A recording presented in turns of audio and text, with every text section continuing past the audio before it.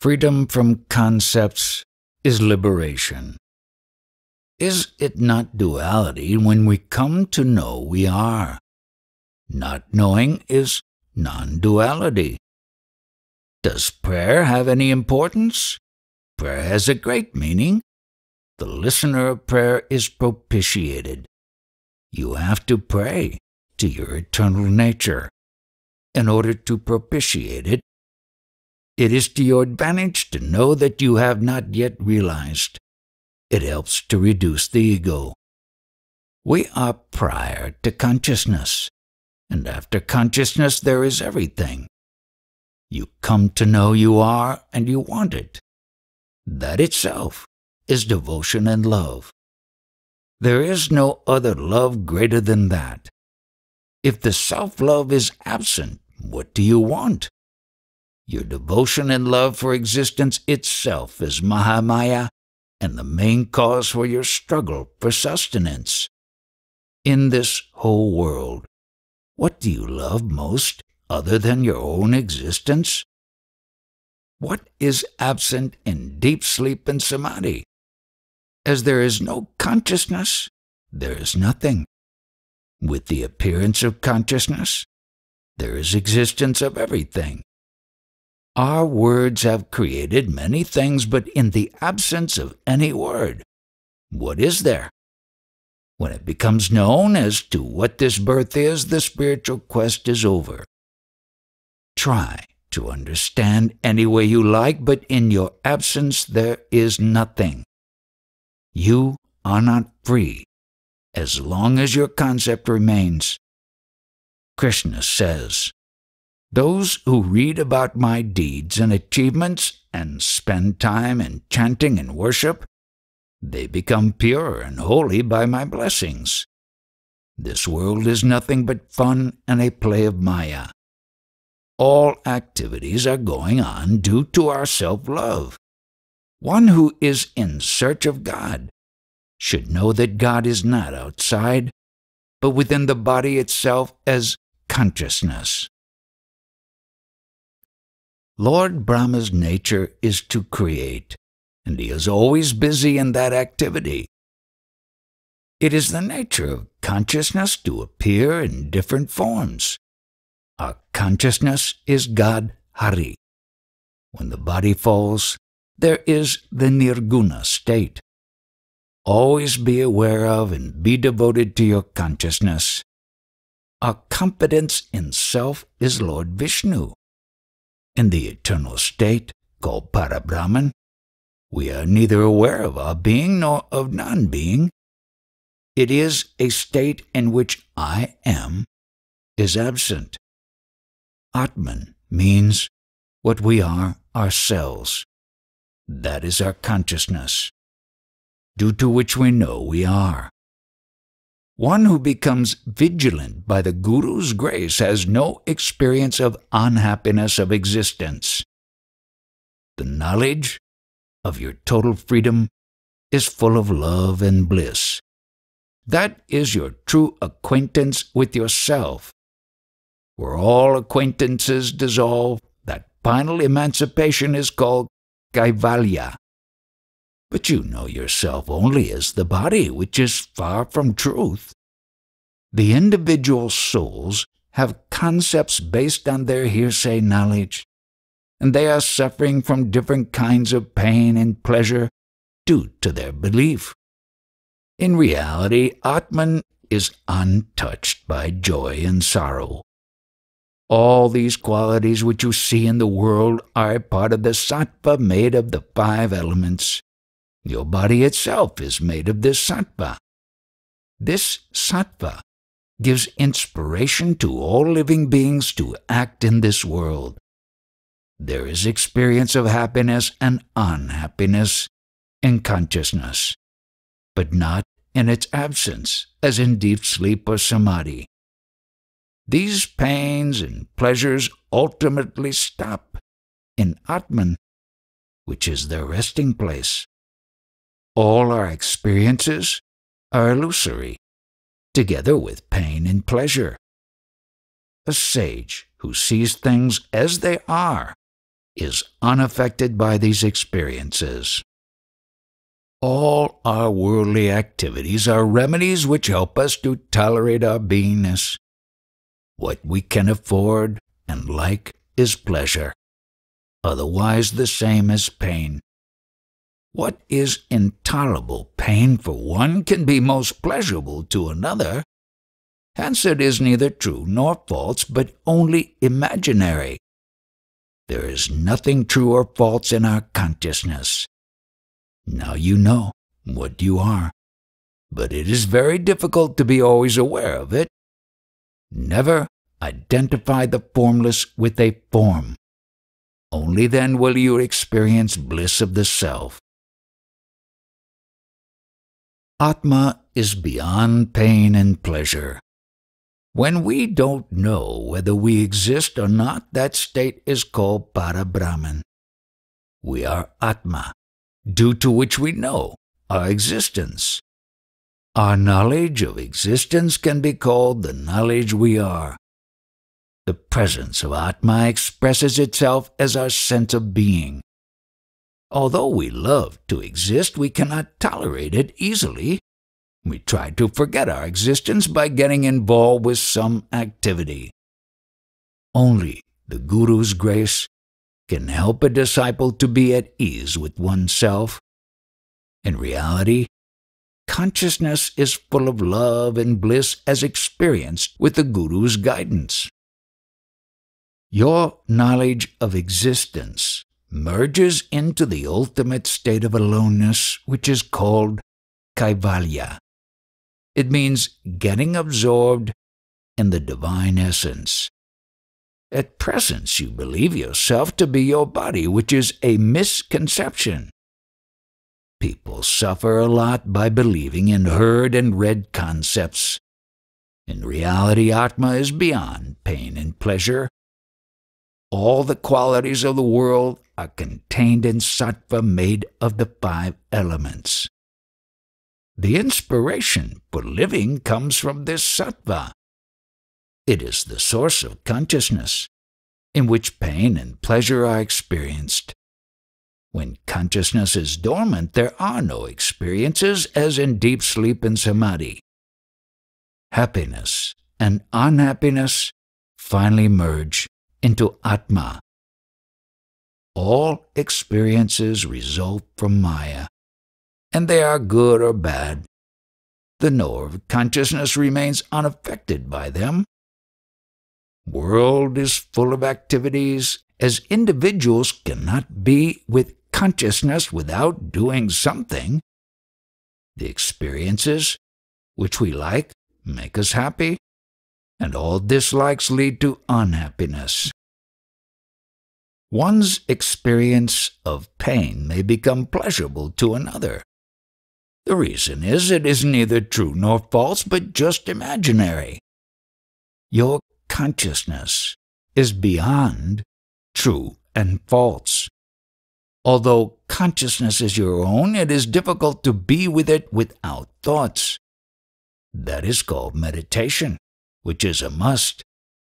Never believe yourself to have a form, so that you can experience bliss of the self. Don't be like the body and become so small. You are in bondage due to your body identity. I am free of that bondage. Our consciousness, due to which we know our existence, is the beginningless, implicit faith. The knower of this faith becomes free of time. Then the changes in the body and its problems do not affect him. This faith is always steady and unchanging. One who is a master of the yoga of Atman is a great yogi. He is unaffected by the experiences due to bodily existence. Even in the absence of the body and the 5 elements, the faith is ever present. As a sage is its knower, he is free of birth and death. The individual soul also has faith, but it is for a short duration. Despite innumerable activities of the mind, the knowingness is continuing unaffected and safe. Similarly, the calamities of the world don't affect the sage. Whatever thought that occurs to him, the same turns into a reality. O Guru, due to awakening by your grace, there is rejoicing in and out. Your faith is in your body, which is not in order. You are in darkness, due to your constant remembrance of the body. Due to the Satguru's awakening, there is a soothing, cool light. The Guru's words are, you are not the body, but pure consciousness, and you are like space. Get fondly attached to your consciousness, calling it as pure Parabrahman.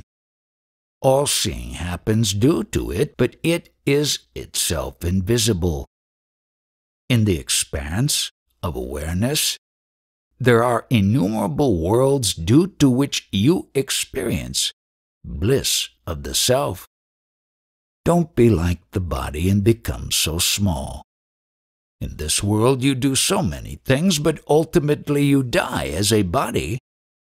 You are the knower of the three states of waking, sleep, and knowingness. But you have forgotten being the knower, and you got bound in what is known by you. Prior to the body experience, you were full in all respects. That state was without a beginning. It was extraordinary and was called Paramatman. In spite of that, you cannot think yourself as something other than the body. Only a rare one wakes up by the Guru's words and attains that eternal faith. Then he is full of bliss of self. Your consciousness is so minute, but worship it as Brahman, and it will assume its true form. Don't forget that your consciousness is the seed of the Ishvara consciousness. Don't be lazy, as there are no efforts involved here. You must have full faith only in the Guru, and you should have the inner faith to worship consciousness as God. As a mark of our meeting, remember your consciousness as Balkrishna. Only do one thing. Don't forget that your consciousness is the form of Jnana Eva. When self-consciousness is not, unconditioned is. The individual soul is full of movement, which indicates the consciousness in it. This consciousness has the love to exist. Our consciousness is openly felt, and it cannot be said to be asleep. The consciousness is one only, and it is the entire manifestation. But you believe yourself to have a separate form, hence the counting of forms begins as 1, 2, etc. You must remember that I am talking about your consciousness, because of which you know you are. Due to consciousness, you come to know your activity, which is in relation to various objects, but Parabrahman is free of everything. The consciousness contains the world, and the latter is full of everything. The atomic consciousness is so small it cannot be measured. Still, it contains the whole universe. There is appearance of the world because of consciousness, but the latter remains aloof. Our knowledge is of two types. The first is of the things that are apprehensible by the senses and mind. This knowledge can be forgotten. But what is not apprehensible by the senses and mind cannot be forgotten. This will be clear to one who is not the body but the consciousness. The subject that we are talking about now originates from the self, and these words are indications of it. Although it appears that I am talking, it is only a spontaneous happening. There is no use of intellect in it. Consciousness does not remain the same, but its expression changes. And the Ani is without self-consciousness, and the consciousness is all-pervading. We know our existence without use of any words. With interest in spirituality, you come here, but you cannot expect any welfare thereby. You can only know the cause of your existence. There is no profit other than knowing the origin of your consciousness. As long as you have desires for worldly objects, you will not be able to realize the self. The listener of these talks should be able to observe a transformation in him, finally resulting in dissolution. This is real knowledge. The body identity which is initially present should finally vanish.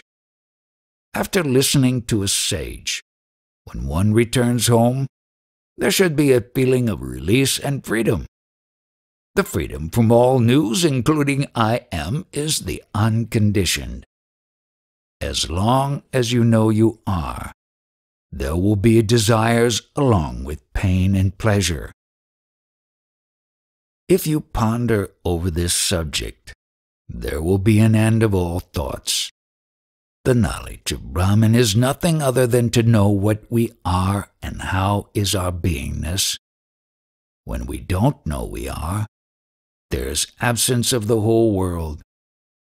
The memory of your body gives you your taste of existence. All your requirements are only as a man or a woman. Without body, what are your requirements? Your consciousness should really be without the memory of the body. When you don't know your existence, is there any universe for you? Worship none other than your consciousness. How to realize God?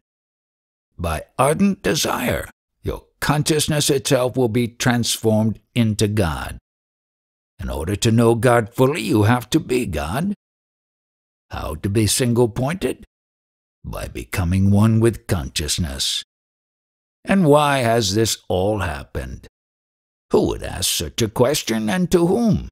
There was none other than you, none is, and none will be. The three worlds are in this body. The body is made of food material. If your consciousness is not, is there any world? Your consciousness has appeared spontaneously, and it is the incarnation of God. The world and its content are true only if your consciousness is present, and in its absence, there is nothing at all. The single-pointedness is already in you. Only give up looking outside. Without desires and cravings, you are already single-pointed. You are born, but you have no true knowledge about your own self. Call your consciousness as Guru, as Ishwara. By constant repetition, remember it. The same Atman was called as Rama, Govinda, Hari in ancient times. Here, Atman means your own consciousness. Only be aware of yourself without giving attention to anything else. There is no goal, no path, but only consciousness to be aware of. A true disciple or sadhaka has no form other than consciousness. He has no body. Don't do anything, but try to be without words as much as possible. One who identifies with the body but desires liberation is called a mumukshu. He has been told to worship gods and goddesses for purification. For you, it is enough to find out since when and how you became conscious of your being. One who is not the body doesn't need any spiritual practices. Don't worship anybody other than your consciousness. It is the God of all gods. Remember that waking sleep and your consciousness are one only, and then meditate. The appearance of these three is called your birth. What else is there with you due to which you experience the world? The eternal truth cannot be witnessed. It is only the transitory that can be witnessed. The three qualities of sattva, rajas, and tamas make Gayatri. All talk is her. God does not do anything. Self-realization happens only once, and there is no need for its repetition. As long as you hold on to your body as your identity, you cannot know yourself. Without formal initiation can one be disciple of a guru. Guru and disciple are only names, not forms. Who comes to know his being? This mundane existence is full of maya. Because we are not sure we are, the mundane existence appears to be real. Without knowing the wrong, we cannot be certain about the right. What is certain and fixed is the self. If there is certainty about Paramatman and the mundane existence also is attractive, its nature becomes divine. The mundane existence is ignorance, which means there is nothing. It is our ignorance to believe in the existence of what is not. To assert what really is knowledge. Time decides the truth of the matter. What is true becomes clear as true and the false as false. You will forget all that which you have to try to remember. In order to see an object that should be there in front of you, but if the object goes out of sight, will there be its name and form? Hence Krishna says that this mundane existence is an illusion. What is seen is also nothing. As long as we are not established in the self, this play of Maya will continue. One may be an expert of some art. One will be a knower of that art which is knowledge with an object. It is not objectless knowledge. This knowledge is due to the five senses. As long as we are not sure what we really are, the individual consciousness will be sorrowful. In reality, there is no true knowledge, not even the slightest. When one eats the seeds of datura, thorn apple, he gets hallucinated and sees variegated visions. Who comes to know all this? You are imagining a form for yourself, but does the true knower have any form? By nature, a jnani is neither a friend nor an enemy of anybody. He is neither a father nor a mother of anybody. We sense our own being, or we come to know we are. As long as we are conscious, we come to know we are. This knowledge is because of the self which is beyond all true faults. It is called as Parabrahman, Paramatman. We have knowledge because of our consciousness. The self is responsible for all our experiences. Everything happens because of that. It is like seeing things under hallucination. That which is false has no up or down. Paramatman is aware of the consciousness, and whatever happens, although Maya means nothing in reality, we see all the skills in its expression. Our consciousness has all the skills, and the same appear in various ways. But there is no profit or loss in it. To be is full of fun. In Satchitananda, this memory I am has spontaneously appeared. In it there is no one or a particular person. After self-realization, none is seen as good or bad. There are only blessings for all. All are seen equally without any difference. All are helped equally. The ignorant are in a delusion. This gives rise to fear. In an advanced stage prior to self-realization, one has to come face to face with the misconceptions of various kinds. But one who is firm in one's conviction as Paramatman overcomes all difficulties to attain the self. When we say we are, it is the Paramatman in us who is aware of his being. Due to consciousness, one has to face all kinds of illusions even as great as the sun. But just as the illusion has a rising, it also has a setting. All the activities of our knowingness happen by individual consciousness and senses. The purpose of all activities is to sustain knowingness. The individual consciousness has knowledge when there are objects to know, but the objectless knowledge is beyond it. The individual consciousness originates in Paramatman but sets it aside to assert its independent existence. With the growing conviction of the self, the individual consciousness loses its firmness. One who develops the conviction that one's consciousness is due to Paramatman only, such a one succeeds in getting rid of all misconceptions.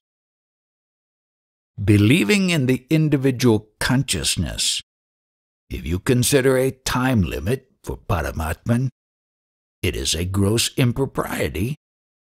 Using consciousness, if you measure the virtuousness of the self, it is detrimental to Paramatman.